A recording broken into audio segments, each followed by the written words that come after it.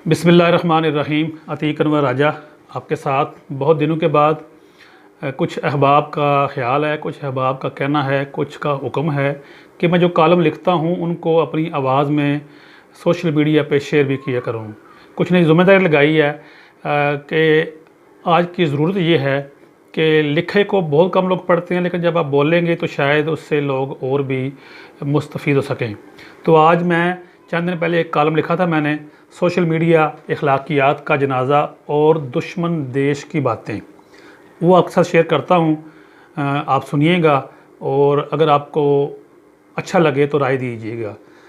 चंद दिन पहले खबर पड़ी कि सरकार अपने तनख्वाहदारों के सोशल मीडिया अकाउंट इस्तेमाल करने पर पाबंदी लगा रही है। सरकार के जो मन में आए वो कर सकती है और आजकल एक पेज की बरकत से हुकूमत बहुत कुछ ना चाहते हुए भी कर रही है। कहने को बहुत कुछ है, लेकिन ये आप कारीन पे छोड़ता हूँ कि आप सरकार के किन कामों की हमायत करते हैं और किन से इख्तलाफ करते हैं। आज मेरा मौजूद समाजी राब्ते, अखलाकियात और दुश्मन देश है, इसलिए इन्हीं पे बात करता हूँ। पाकिस्तान में जब से समाजी राब्तों की सहूलत मैसर आई है, बहुत से लोगों ने पैसे बनाने के लिए यूट्यूब चैनल शुरू किए हुए हैं। इन बहुत से लोगों में बहुत सों को ना दुनिया का पता है और ना वो अपनी ही कुछ खबर रखते हैं। बस उल्टी सीधी हरकतें करके कोशिश करते हैं कि उनके फॉलोअर बढ़ जाए, उनका वॉच टाइम बढ़ जाए और उनके बैंक अकाउंट में डॉलरों की बरसात शुरू हो जाए।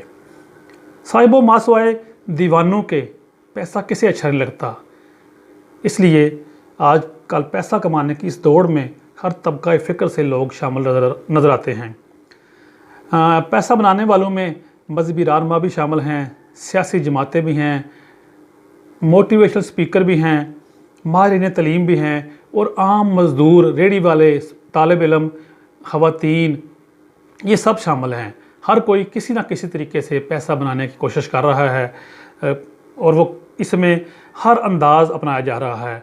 इसमें कोई शक नहीं कि बहुत से लोग इन समाजी राब्तों से इल्म और शऊर बांट रहे हैं, लेकिन बहुत से लोग पैसे के लिए, सिर्फ पैसे के लिए यूट्यूब चैनल बनाते हैं और कमेंट्स, लाइक्स और शेयर के लिए ऐसी हरकतें करते हैं कि दिल से आह निकलती है कि मेरे इकबाल के शाहीनों को क्या हो गया। वो शाहीन जिन्होंने सितारों पे कमंद डालनी थी, वो कैसे नाच के, मसखरापन करके और रिश्तों का तकद्दस पामाल करके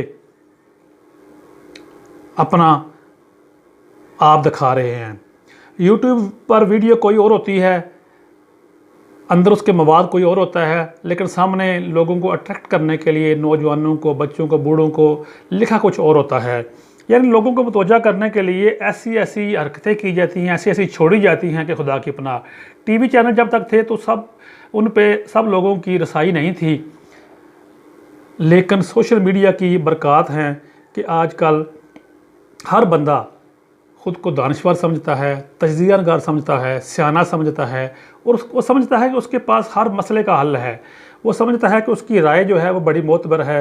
वो समझता है कि उसको हर मसले पर बात करने का ज़्यादा अच्छा पता है, उसके ज़राए भरोसे वाले हैं, इसलिए उसकी बात सुनी जाए। पाकिस्तान ईरान के तल्लुकात हों, सऊदी अरब पाकिस्तान के तल्लुकात हों, सऊदी अरब ईरान की आपस में चपकलिश हो, अमेरिका पाकिस्तान के तल्लुक हों, चीन का पाकिस्तान में बढ़ता हुआ असर और रसूख हो, भारत के साथ पाकिस्तान के बिगड़ते, संवरते, उलझते तल्लुकात हों, या अमेरिका से डॉलरों की कहानियाँ हों, या इस मुल्क से लूट के ले जाने वाले बड़ों के कारनामे हों, या चीन का अफ़गानिस्तान में असर रसूख हो, या अफ़गानिस्तान से भारत और अमेरिका की ड्रामाई पसपाई हो, इन सब पे हर बंदा बात कर रहा है।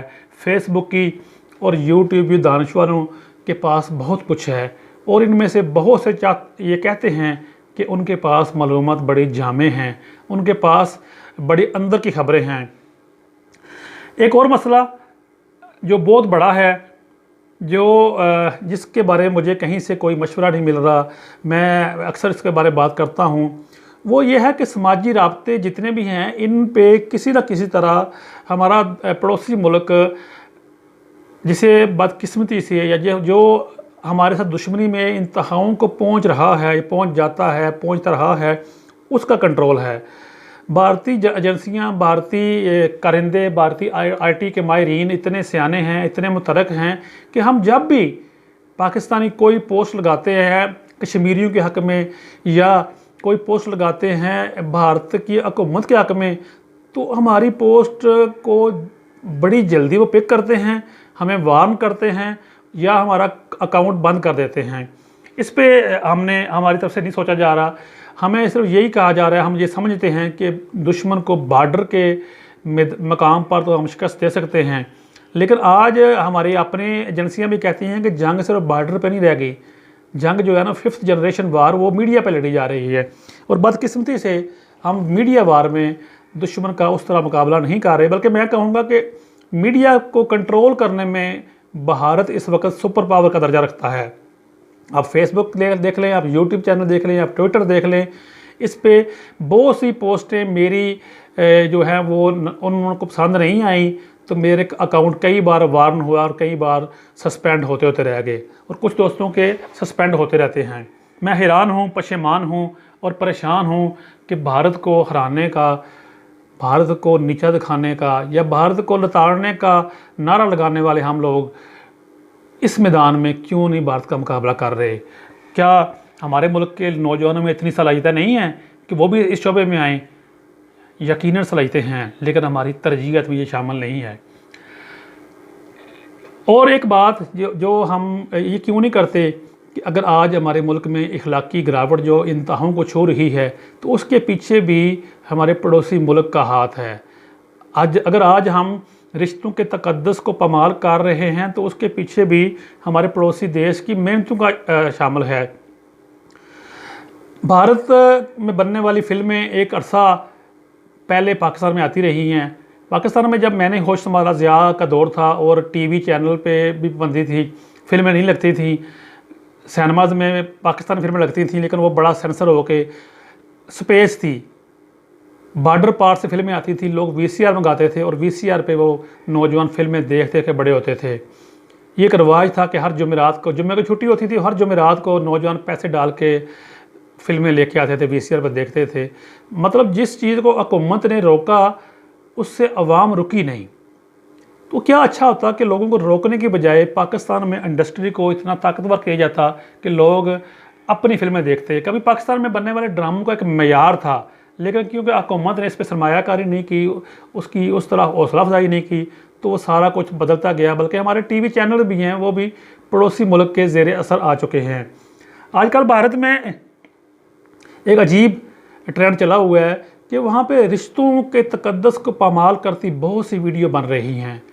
मैंने अर्ज़ किया शुरू में भी कि जब हम फेसबुक पे कोई वीडियो अपलोड करते हैं जिसमें कोई ऐसा मवाद होता है जो उनको पसंद नहीं होता, हम समझते हैं कि बड़ा अच्छा मवाद है, लेकिन क्योंकि हमारे वो दोस्तों को पसंद नहीं होता, बॉर्डर जो पार बैठे हुए हैं, मैं दुश्मन नहीं समझता किसी को भी। मैं कहता हूँ कि हमारी सबसे दोस्ती होनी चाहिए, लेकिन वो दुश्मनी बनाए बैठे हुए हैं तो उनकी मर्ज़ी। जब उनको पसंद नहीं आता तो वो हमें वार्न करते हैं, हमारा मवाद डिलीट कर देते हैं। लेकिन जब उसी मुल्क में बनने वाली गैर इखलाकी फिल्में यूट्यूब पे चलती हैं, फेसबुक पे चलती हैं, तो कहीं से कोई वार नहीं करता। बल्कि हाल तो ये है कि फेसबुक पे जब हम कोई अपने मुल्क की वीडियो देखते हैं तो एक के बाद दूसरी और दूसरी के बाद तीसरी और तीसरी के बाद चौथी फिल्में भारत में बनने वाली सामने आती चली जाती हैं, जिसमें सास के तल्लकात जवाई से, ससुर के बहू से, साले के अपनी उसकी बीवी की बहन से, और इस तरह के तल्लकात जो है वो दिखाते हैं। और ये हमारे हर वक्त जो फेसबुक चलाते हैं उनके सामने आते रहते हैं, उसमें कोई रुकावट नहीं है, उसमें वो भेज रहे हैं और हमारा जो है पीटीए, हमारा पैमरा, हमारी एजेंसियां, कहीं से कोई रुकावट नहीं आ रही। पता नहीं क्यों इस तरफ ध्यान नहीं दिया जा रहा, या क्या किसी के मफादात हैं। हम जितनी मर्ज़ी कोशिश कर लें, उन वीडियो को हम छुपाते हैं वाल से, लेकिन वो फिर हमारे सामने आ जाती हैं, एक के बाद चलती रहती हैं। मैं समझता हूँ कि दुश्मन हमारे लोगों के, नौजवानों के अखलाक को तबाह करने के लिए ये एक सोची समझी साजिश कर रहा है, और उसमें बड़ी कामयाब है वो। हमारी तरफ से ये मुजरमाना खामोशी है, पता नहीं हम कब ख्वाब गफलत से जागेंगे और कब हम इसका सद्देबाब करेंगे। पिछले दिनों मेरी एक बड़े मुल्क के मारूफ कालमनगार, सियासतदान और मुकर्रर से गुफ्तगू हो रही थी। मैं उनके पास बैठा हुआ था तो उन्होंने कहा, राजा साहब, हमारे हुक्मरानों ने माजी में शाही महल्ले बंद करके बड़ा जुल्म किया, उन महलों में बड़ी खूबसूरत औरतें होती थीं जो रख रखाव से अपने हसन अंदाज से लोगों को मुतवज्जो करती थी और चंद लम्हों के लिए उनको गाना सुना के खुश करके घरों को भेज देती थी, और वो सिर्फ एक महल्ले में बात होती थी। लेकिन हमारे लोगों ने इस्लाह के चक्कर में या मुल्क को इस्लाही बनाने के लिए वो महल्ले बंद कर दिए, वो कोठे बंद कर दिए, और ये ना सोचा कि कोठे पे बैठी ख़वातीन कहाँ जाएंगी। जब बग़ैर किसी तरकीब के, बग़ैर किसी तंजीम के, बग़ैर किसी मंसूबे के वो कोठे बंद हुए, तो कोठे में रहने वाली वो ख़वातीन कोठियों में जा बसीं। जब वो कोठियों में जा बसीं तो उनके तमाशबीनों का दायरा और बढ़ गया। कोठियों में तो ख़तरा होता था कोई देख ना ले, छापे पड़ जाते हैं, लेकिन कोठियों में छापे कैसे पड़ने थे, वो तो चार दीवारी के अंदर चलेंगी। उनका काम और वसी हो गया। उनको देख के उनको पैसे कमाते देख के बहुत से मॉडर्न समझने वाली ख़वातीन ने भी इस दौड़ में अपने आप को शामिल कर लिया। पाकिस्तान में गुनाह और स्वभाव के चक्कर में पहले टीवी पे बंद हुआ, फिर सिनेमा पे पाबंदियाँ लगाई गई। सिनेमा का टिकट महंगा कर दिया गया हुकूमत की तरफ से। थिएटर का टिकट महंगा हुआ तो थिएटर जो असल थिएटर था वो कहीं और चला गया। उस पर जू मैनी जुगत करने वाले और फाहश डांस करने वालों का कब्ज़ा हो गया। जिन घरों में पहले पीटीवी बना था वहाँ हर जुमेरात को नौजवान भारत से आने वाली फिल्में देख के अपने अखलाकियात को तबाह करने लगे। वालिदैन, इसातिज़ा और सरकार ने आंखें बंद रखीं और एक नस्ल जवान होने लगी। एक नस्ल जवान होकर आज हमारे सामने है। फिर जब डिश टीवी आया इस मुल्क में तो उसका भी हमारे लोगों ने बहुत खूब इस्तेमाल किया। पीटीवी पे तो पाबंदियाँ थी, कौमी चैनल पे तो कुछ नहीं दिखाया जाता था, लेकिन डिश टीवी पे यूरोप की रंगीन दुनिया हमारे बेडरूम्स तक मुयस्सर थी। लोग देख रहे थे, उन पर गुफ्तगू कर रहे थे, लेकिन कहीं से भी उनको रोकने की या उनके बारे में कोई फ़ैसला साजी करने का कहीं से कोई रुझान ना आया। फेसबुक आ गया, व्हाट्सएप आ गया, यूट्यूब चैनल आ गए, लेकिन इनको इस्तेमाल कैसे करना है इसके बारे में किसी साहिब राय ने या साहिब इक़्तिदार ने कोई वाज़े अहकामात जारी ना किए। मासवाए चंद महकमों के ख़िलाफ़ बात की जाए तो हमारी पकड़ होती है। उसके अलावा हम जो मर्ज़ी करते रहें, जो मर्ज़ी कहते रहें, कोई हमें कुछ नहीं कहता। हमें शौक़ है, हम मजबूरी से, ये शौक़ से पड़ोसियों की जंग का हिस्सा बने तो हमारे अपने खेलों के मैदान वीरान हो गए। आज बहुत से लोग कहते हैं कि ओलंपिक्स में पाकिस्तान को मेडल नहीं मिल रहे। पाकिस्तान की पहचान ओलंपिक्स में पहले भी चंद गेमों के वाले से थी, बल्कि मैं कहता हूँ कि पाकिस्तान की दुनिया में सिर्फ चंद गेमों में पहचान बनाई है। उनमें क्रिकेट है, उनमें हॉकी है, उनमें स्क्वैश है। कभी जानशेर खां और जहांगीर खां का नाम था, वो जहाँ जाते थे विन करके आते थे। हॉकी में पाकिस्तान का नाम था समीउल्लाह, कलीमुल्लाह, हसन सरदार, मंजूर जूनियर, मंजूर सीनियर और शबाज। फिर हमने इस कौमी गेम को वो तवज्जो ना दी, वो हक ना दिया, और आज हमारा कौमी खेल है वो कहीं नज़र नहीं आता। हम हॉकी के वर्ल्ड कप में क्वालिफाई भी नहीं कर रहे, और इसकी वजूहत जानने की कोशिश कोई नहीं कर रहा। क्या हमने कभी सोचा कि हमारे बच्चे खेल के मैदान में जा रहे हैं? क्या हमने कभी देखा कि हमारी हुकूमतों ने छोटे शहरों में, कस्बों में, तहसीलों में नए ग्राउंड बनाए हैं? क्या किसी ने फ़िक्र की है कि बच्चे जो हैं वो मोबाइल में बैठे हुए हैं, वो मैदान में क्यों नहीं जा रहे? तो साहिबान अक्ल व शऊर, जब बच्चे ग्राउंड में नहीं जाएंगे, जब बच्चे खेलेंगे नहीं, तो फिर वो मेडल कहाँ से आएगा? चंद लोगों को भेज के 20 लोग खिलाड़ी होते हैं और 22 ऑफिशियल होते हैं, फिर मेडल नहीं आते, फिर रसवाई आती है। फिर हम खुश होते हैं, किसी को 5वां नंबर मिल जाए तो हम तब भी खुश होते हैं। अगर हम चाहते हैं कि आने वाले सालों में हमारे खेलों के मैदान में हमें दोबारा इज़्ज़त मिले, पजीराई मिले, तो हमें खेलों के मैदान बनाने पड़ेंगे, सजाने पड़ेंगे, बसाने पड़ेंगे, उन पर सरमायाकारी करने पड़ेगी। बढ़ती आबादी के साथ अगर हमारी हुकूमतें तालीमी इदारे ना बना सकें तो उस खाली जगह को पुर करने के लिए बहुत से मुहब्बे वतन लोगों ने प्राइवेट स्कूल शुरू किए। आज से 25-30 साल पहले हमें कहीं कहीं कोई प्राइवेट स्कूल का बोर्ड नज़र आता था, लेकिन जब लोगों ने देखा कि शहरियों की ये मुहब्बतों का महवर बन रहा है, साफ़ कपड़े पहन के जा रहे हैं बच्चे, एक यूनिफॉर्म है, तो बहुत जल्द बहुत से पैसा कमाने वाले लोग इस शोबे में आते चले गए। हुकूमतें खामोश रहीं इंतज़ामिया ने तवज्जो ना की, कानून बनाए तो उन पर अमल ना हुआ, लोग एक कमरे का स्कूल शुरू करके बैठ गए, लोग 2 कमरे के स्कूल शुरू करके बैठ गए, और उन कमरों में बैठे नौजवानों से हम चाहते हैं उनका ज़हन वसी हो, वो साइंसदान बने, वो डॉक्टर बने। तो ये कैसे मुमकिन है?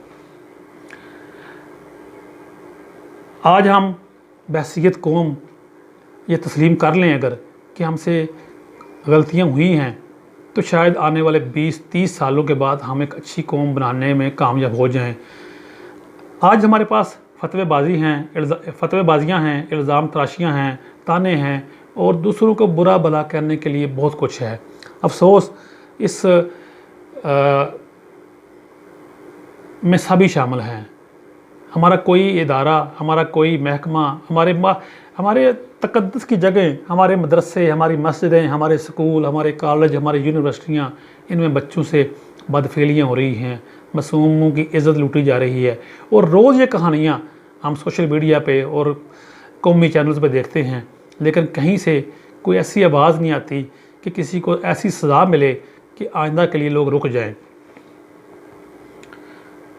पिछले दिनों साहिबाना आलम, पिछले दिनों हमारे पड़ोसी मुल्क की एक मरूफ अदाकारा शिल्पा शेट्टी, जो अपने अयाम जवानी में भी बहुत सी हरकत के लिए मशहूर रही, उसके बारे में ख़बर आई कि उसका जो शोहर है राज कुंद्रा, वो B ग्रेड 2 नंबर या फाहिश फिल्में बनाते हुए गिरफ़्तार हो गया। जब उसको पकड़ा जा रहा था तो कहते हैं कि शिल्पा शेट्टी जो है वो बड़े ऊंची आवाज़ से शोर कर रही थी, वो वावेला कर रही थी कि हमारे पास पहले बहुत पैसा है, तो तुम ये क्यों कर रहे हो। मैं समझता हूँ कि ये भी उसकी अदाकारी थी कि वो चाहती थी उसका शोहर डूब चुका है तो मैं उसके साथ ना डूबूँ। ये फ़नकार लोग होते हैं, ये चाहते हैं कि उनका अपना एक मेयार, उनका अपना सिलेबस बना रहे, स्टेटस बना रहे। तो उसने बड़ा ववीला किया, लेकिन साबित ये हो चुका था कि उसका जो शोहर है वो गंदी फिल्में बनाता है और उन फिल्मों को मोबाइल ऐप्स के ज़रिए पूरी दुनिया में फैला के पैसे बटोरता है।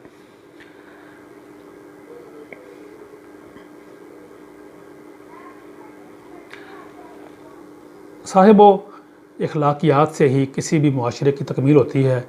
इसके लिए ज़रूरी है कि हमें पहले अपनी अखलाकियात का, इक़दार का, रवायात का पता हो, और फिर हम एक तरीके से, एक तरतीब से अखलाकियात को, इक़दार को, रवायात को, अपनी सकाफ़त को अपनी नौजवान नस्ल में मुंतकिल करना शुरू करें।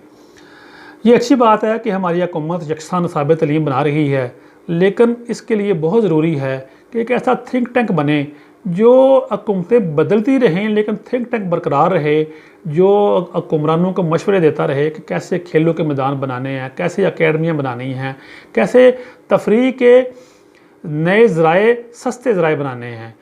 पाबंदियाँ लगाने से इस दौर में जब सोशल मीडिया पूरी दुनिया पर छाया हुआ है, हम कुछ हासिल नहीं कर सकते।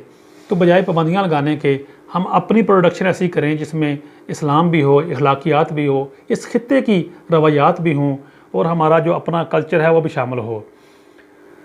एक सबसे अहम नुक्ता जिस पे अभी गौर करना हमने शुरू नहीं किया कि हमारे मसाइल की बहुत बड़ी वजह इस मुल्क में बढ़ती हुई बेतहाशा आबादी है। अभी तक हमने ये फ़ैसला नहीं किया कि हमने अपनी आबादी को कैसे कंट्रोल करना है। हमने ये फ़ैसला नहीं किया कि हमने अपने बच्चों का मुस्तकबिल कैसे महफूज बनाना है। हाउस सोसाइटियों ने हमारे पंजाब की कम से कम ज़मीन जो है वो खानी शुरू कर दी हुई है। वो तकरीबन जो ज़रखेज़ ज़मीन, सोना उगलने वाली ज़मीन, उसमें इतनी सोसाइटियाँ तेज़ी से बन रही हैं। अगर आज हुकूमत ने कोई लाहे अमल ना बनाया, अगर आज हुकूमत ने ये इन सोसाइटियों को ना रोका, तो आने वाले 10-15 सालों में पंजाब में सिर्फ हाउसिंग सोसाइटियाँ होंगी, ज़री ज़मीन नहीं होगी। और वो वक्त होगा जब हमें खाना चीन से मंगाना पड़ेगा, जब हमें गंदम अमेरिका से मंगानी पड़ेगी, और जब हमें वो हर चीज़ के लिए हम दूसरों का मोहताज होंगे। इस पे सोचने की बहुत ज़रूरत है। और दुश्मन को दुश्मन कहना या उसको सिर्फ हराने के दावे करना, ये बड़ी बात नहीं है। आज साइंस का दौर है, आज टेक्नोलॉजी का दौर है, आज IT का दौर है। तो हमें कोशिश करनी है कि हम इन शोबों में भी दुश्मन को हराने की पूरी कोशिश करें। पाकिस्तान जिंदाबाद।